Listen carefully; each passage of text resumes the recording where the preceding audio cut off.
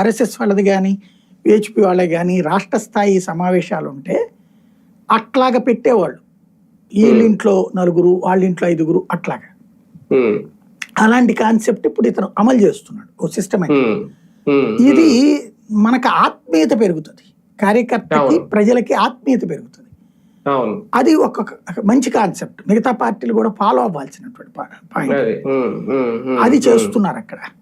Sir ఎప్పుడు కూడా రాజకీయాల్లో కొన్ని కొత్త ఆలోచనలు ఎక్కువ యువతరాన్ని ఆకర్షిస్తూ ఉంటాయి. ఇప్పుడు అన్నామలై తీసుకునేది, అలాగే అన్నామలై వెంట కూడా ఎక్కువగా యువత ఉంటారు అనేది. ఇప్పుడు మొన్న రజనీ సపోర్ట్ ఇచ్చిన వాళ్ళ వెనక వాళ్ళ ఫ్యాన్స్ ఉన్నా, ఇప్పుడు ఈ ఆలోచనలు వాళ్ళని ఆకట్టుకునేలా తీసుకున్న నిర్ణయం. అంటే నాకు అర్థమైనంత వరకు ఒక పాయింట్ ఉంటుందండి. యువతరం ఫస్ట్ సినిమా వాళ్ళని ప్రేమిస్తారు, అంతే. రాజకీయ నాయకులు వీళ్ళు దగ్గర కాలేరు. ఇప్పుడు స్టాలిన్, ఉదయనిధి స్టాలిన్, పళనిస్వామి, ఈ కుర్రోళ్ల తరహా, ఈ ఆడపిల్లల తరహా ఆలోచన రాదు వీళ్ళకి. ఇలాంటి ఆలోచన ఎక్స్ప్రెస్ చేసే ఎవరైనా ఉంటే అప్పుడు రాజకీయం వైపు చూస్తారు, లేకపోతే అసలు రాజకీయం మనకు సంబంధం లేదన్నట్టుంటారు.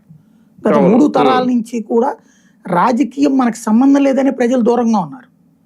రాజకీయ పార్టీ అంటే గత 2 తరాల నుంచి అయితే కంప్లీట్ ఓన్లీ ధనవంతుల కోసం, అది కులవంతులు ధనవంతులు అంతే, గుణవంతులొద్దు బలవంతులొద్దు.